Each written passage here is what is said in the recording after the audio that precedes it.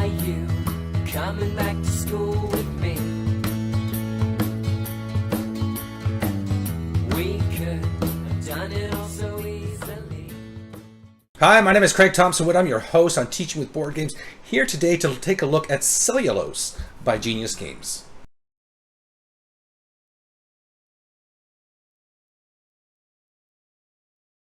Now, if you've been watching my channel for any length of time, you know I've talked about Genius Games quite a bit, and I've always raved about their science games, and I think that their science games are generally very good.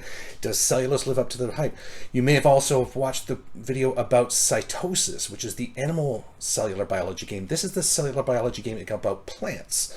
Now, how is it different from the other one? Well, I mean, plants versus cells, animal cells. I mean, so if you know your plants and your animal cells, then you probably can tell the number of differences that are in there already.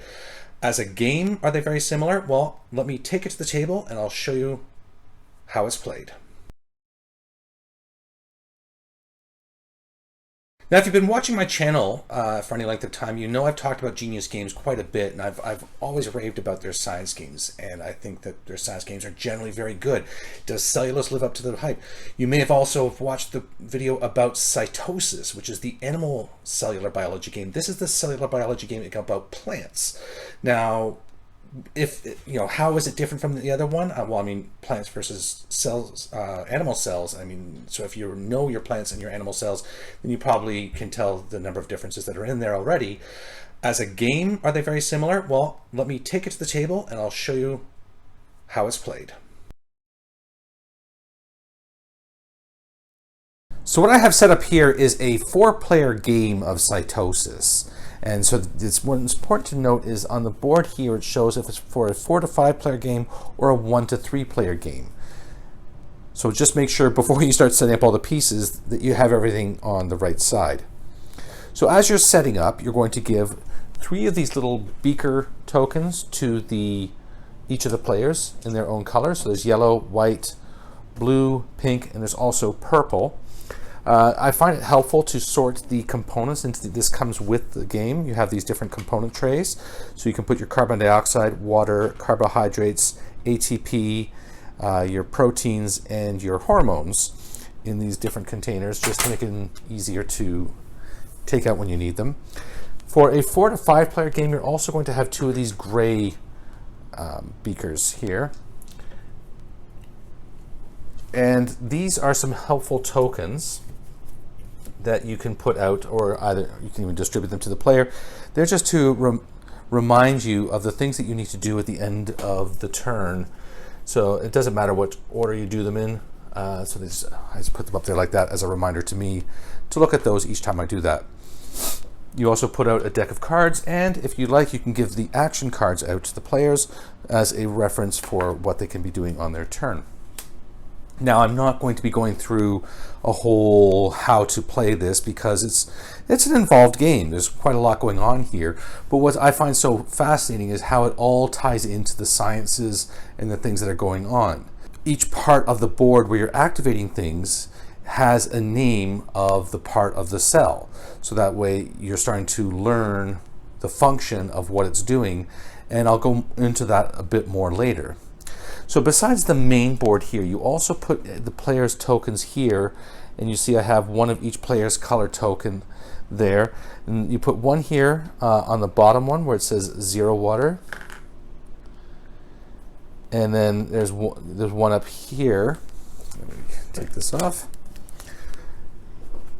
And there's one, oh, the wrong spot, down here. So the one there there's one carbon dioxide and one water. These are the starting positions. It's like the plant is beginning to bud. Little roots are starting to grow. A little stem is starting to grow. And the players can each be taking their different pieces up to earn different rewards as they get higher on the tree. So what I'm going to do is I'm going to show the different parts of the board here. So these are the score tokens up here. So as players score, they go around, and if they cross the 50, then they just flip it over, and then it's 51, 52, and so on. This is the water level. The water level starts at 1 until you get down until this cell wall completes up into this point. When this thing is full, then you get 2, it goes to the second level. And then when it's completed all the way to here, then it goes to the third level. Okay, so it starts there. So on the turn, players can go to the xylem and absorb water. When you do that, this symbol here means that you're going to drop the water level. So the first player who goes here drops the water level down. So now they will get 5 water. The next person who goes there will get 4 water.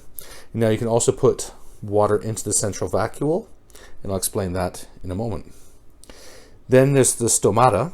In the stomata, you're absorbing carbon dioxide. So the first person who goes here can come to this space and they can get 6 carbon dioxide, and then everybody else can go into this space and they can get 4. The thing is you can't put 2 pieces of the same color in there. Then coming down here to the chloroplasts, when you have 6 water and 6 carbon dioxide, you can take this action to photosynthesize into a carbohydrate. So what then you do then is you pay your 6 water, your 6 carbon dioxide, and you get 1 carbohydrate. If you happen to have 12, you can do the action twice. You can only go to the space if you're actually able to do it twice. And then here we have the cell wall. When you have your carbohydrates, you can start to add them to the cell wall. These spaces here show how many points you're getting for putting the piece of the cell wall in. Now note that it goes from 12 down to 8, but then starts here again at 10. 9, 8, 7, 7, 6, 6, and then 8, 7, 6, 8, 8, 9, 8, 6. So you can't always just think that it's counting down. It kind of counts down, up, down. It's kind of all over the place. You can also come to this space here for hormones. The first person who comes here can take 3 hormones. Everybody else can then join in for 2.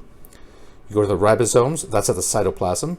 At the ribosomes, you're getting 5 proteins for the first person who goes there. Everybody else who goes there will get 3. Then you go to the plasma membrane.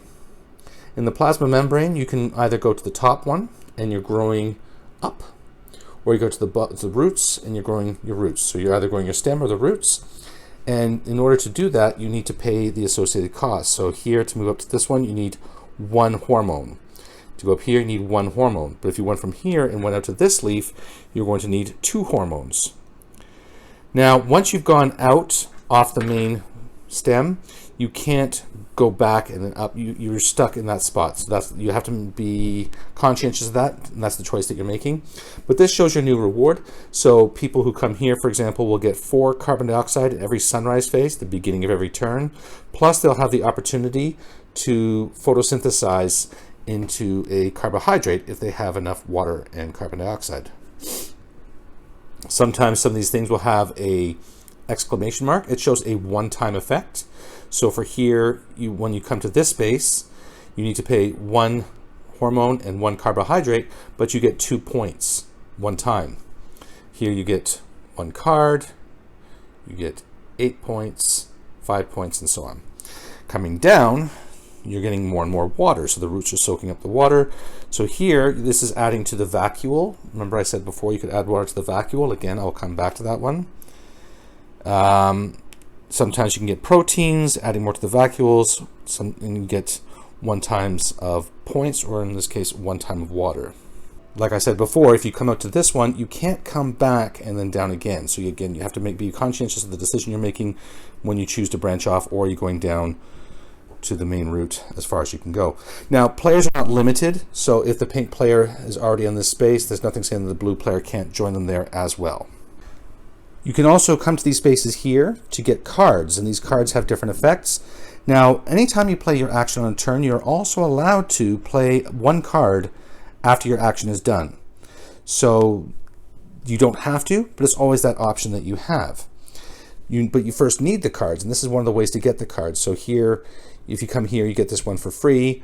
You'll need to pay 5 water and 2 protein to activate it, and it will give you 4 points. Plus, it's going to allow you to take one of your pieces which are already on the board. So if the blue player placed this and had this piece here, they could take it away and use it somewhere else on a future round.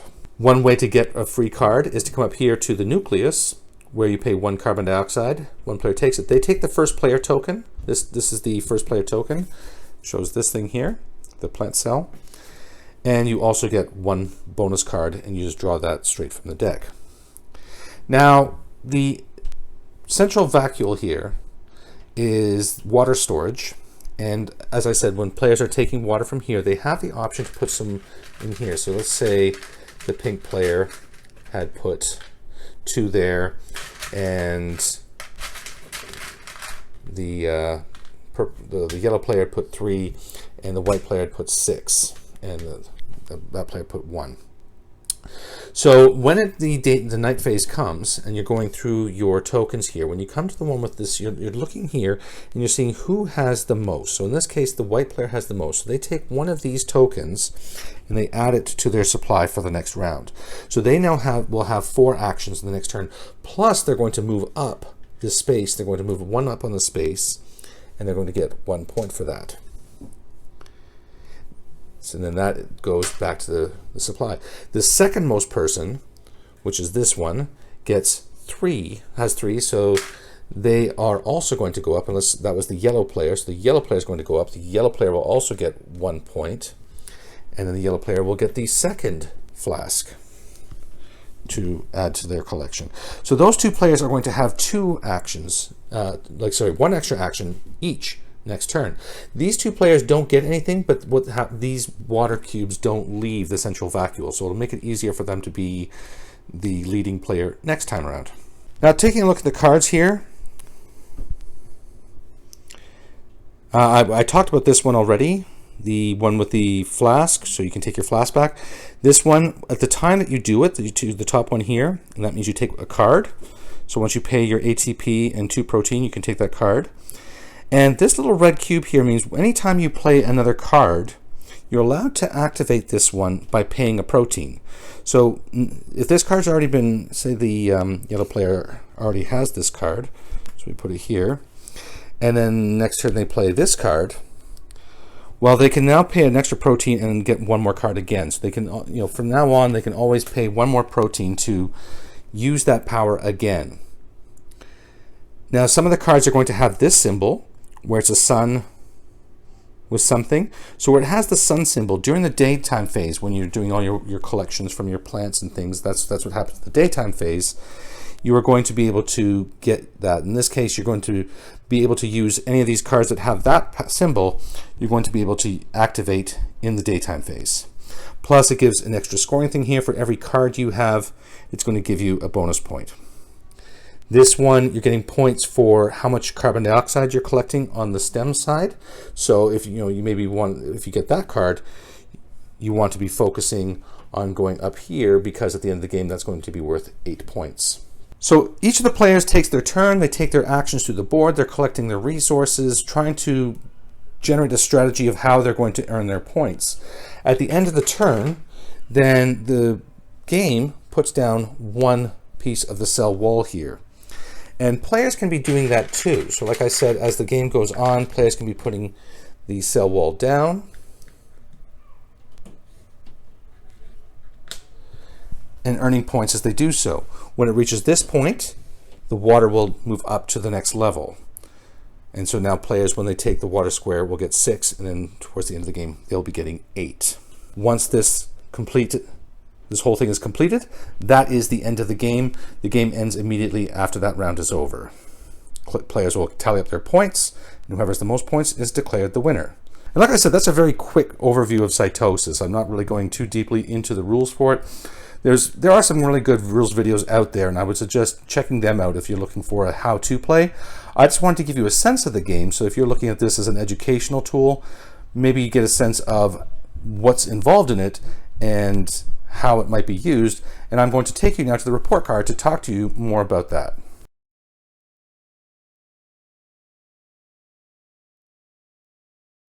Okay, now let's take a look at the report card for Cellulose, and I'll tell you what I think in all those categories I generally look at. For the number of players for Cellulose, I'm going to give it a B+, maybe even an A-. Let's go right up to the A-. I give it that score because, unlike Cellulose, this one has a solo mode. So this one plays 2 to 5 regularly, which is kind of the B+ thing. But then that solo mode, I'm willing to push up the A- for this one. this kind of game, I played it as a 2-player game and I played it as a 4-player game. So I can't speak to the solo mode yet. I will play that soon, and maybe I can do a talk about that one in a separate video later. But I definitely enjoyed it more as the 4-player game. So I think with the higher player counts, I'm not sure about 5, how that would be, but definitely with 4, there's a lot more interaction, watching out for things, just trying to second guess what everybody's doing. And the person who was in last place for most of the game ended up winning the whole game. So I always find that kind of thing really exciting too. But enough about that. A- for number of players. For learning for Cellulose, I'm going to give it an A+. This game, like Cytosis, is absolutely fantastic for the amount of learning that you're doing, plus which the fact that you're learning something which is generally so dry and boring in a textbook, difficult to relate to, difficult to understand, to make those connections as to what's happening. But when you're doing it in a game form and you're learning, all the things are interacting with each other, and you're learning the functions. And let me just show you this thing right here. In the game itself, it has this little document called The Science Behind Cellulose. So the actions that you're taking in the games, it talks about those, what's actually happening. So the plant growth hormones, the photosynthesis, all of those things. Try not to get the glare here. So all those things that are happening in the game are explained scientifically here. So if you're learning for yourself, if you're learning as a student, or if you're a teacher trying to teach the subject, you have this as a reference. Or if you're just generally curious, which I guess falls into the learning for yourself category, but it teaches you about what's happening in the game, and that makes it so much better as a learning tool, that it has that educational thing built right into it. So A+. For fun, I'm going to give Cellulose a B+. Just like Cytosis, I gave it the same score, B+. I did go back and look at that video just to see what my thoughts were on that, and I think that's about right. I mean, it's a great game. It's a lot of fun, and worker placement strategy game. So you have your different actions that you can take in a turn. What I really like about this one too is it has that tech tree on the side, or tech tree was usually what we call it in games where you develop and you build, but in this case it's a tech flower that you're making the roots and the stem, and I thought that was kind of neat. It kind of ties in nicely to what's happening on the main board, to the other side, and you're using both and considering your actions, how you're going to grow up and down to get the water and carbon dioxide that you need in order to be successful in your other actions. Game is full of really difficult decisions. I found myself often agonizing, thinking, okay, what is the best move here? I need this, but I need to do this first, or should I do this first? But you give me this, but then if I don't do this, then somebody else might take my spot. It's all these kinds of things that are going on, and that to me is what I really love in a game, is where you have those difficult choices to make, but the whole time you're just playing this game, and it's a lot of fun. And even if you're not looking at it as an educational game, it's still a really fun game. The fact that it is an educational game and can be used for teaching just makes it so much better. For time, I'm going to give the game a C. The game plays between 60 to 90 minutes. So if you're going to be using this in the classroom as a teacher, I don't know how you do that unless you have a double period or longer periods that I'm used to. I'm used to 40-minute periods. So 60 to 90 minutes. If you're creative, I'm sure you can figure out a way to do it, because if this is a great game and a great way to be teaching, maybe even doing a club after school or something that you could be doing, or in a board game club, just to help reinforce some of the things you're teaching. However you're doing it though, this is worth the time investment. Outside of a classroom, I would give it a B, like if you're looking at it just for home play or things like that, because this game is, you don't want it to be too quick, because there's a lot of things going on. You start to build this little engine of things happening.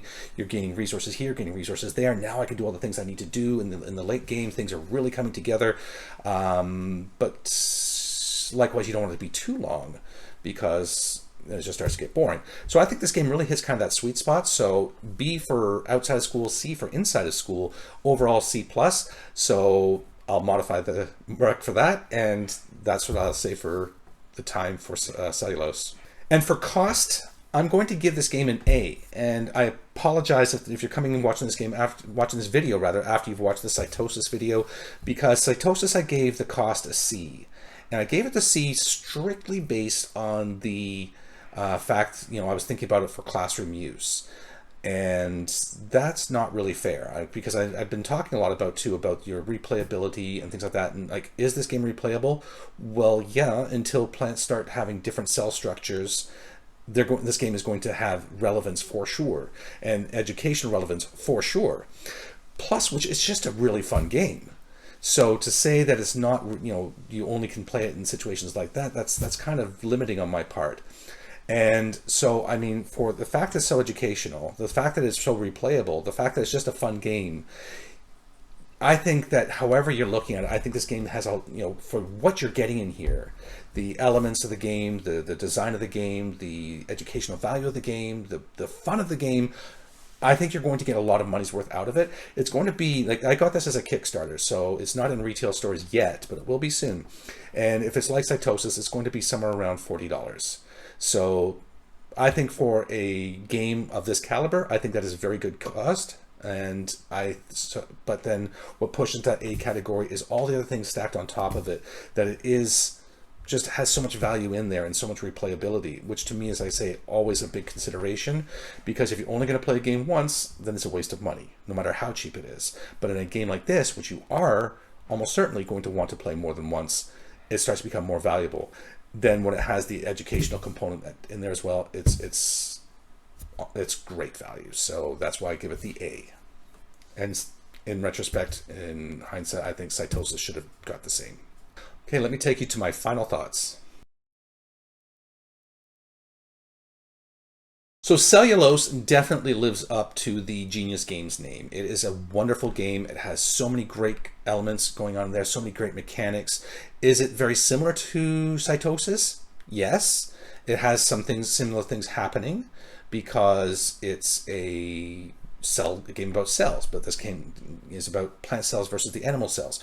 If you would like me to do a side-by-side comparison of the two games, then please let me know in the comment section below, and I'd be happy to do that. The games are, though, dissimilar enough, I'll just say up front, that I don't see there's any reason that you couldn't have both games in your collection, particularly if science is a particular interest of your own. So I think that both games, although similar, are different enough that there's not one just repasted with animal cells than the exact same game with that. There's enough difference in this game that I think it has evolved from the original game of Cytosis. If you're looking to use this in the classroom, like I'm saying, I'll think about that one. And I mean, if people have ideas on how you would use it in the classroom, please leave me that message in the comment section below. Love to hear from the viewers. Love to hear your ideas on how you would use this kind of game, because like I said, it's wonderful. It's a great game.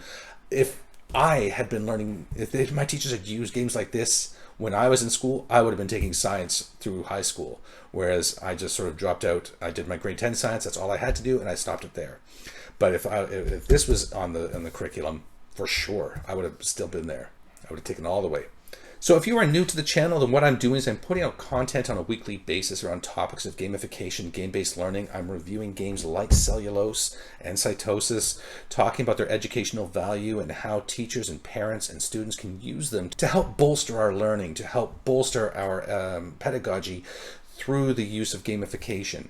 It's just a great way to be learning. As a teacher, 20 years plus experience with the Peel District School Board, I've been using gamification and game-based learning a lot in my classrooms over the years, and I know that I've seen the kind of impact that these games can have in my own classroom. So I just want to share my experiences with you, the viewer, to let you know what I've been doing successfully and what other things I think other people could be using successfully, and to share with you ideas on how to use these games in the classroom.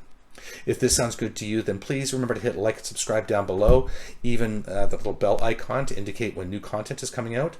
Please leave me messages too to let me know what kinds of things you might like to see in the channel. Are there games you might like me to review, topics you might like me to discuss, and I will happily get back to you as soon as I'm able. Love to hear from the viewers, as it helps me to give you relevant content. And that is going to wrap it up for today's episode. Until next time, I am Craig Thompson Wood, your host on Teaching with Board Games, saying thanks for coming to the classroom.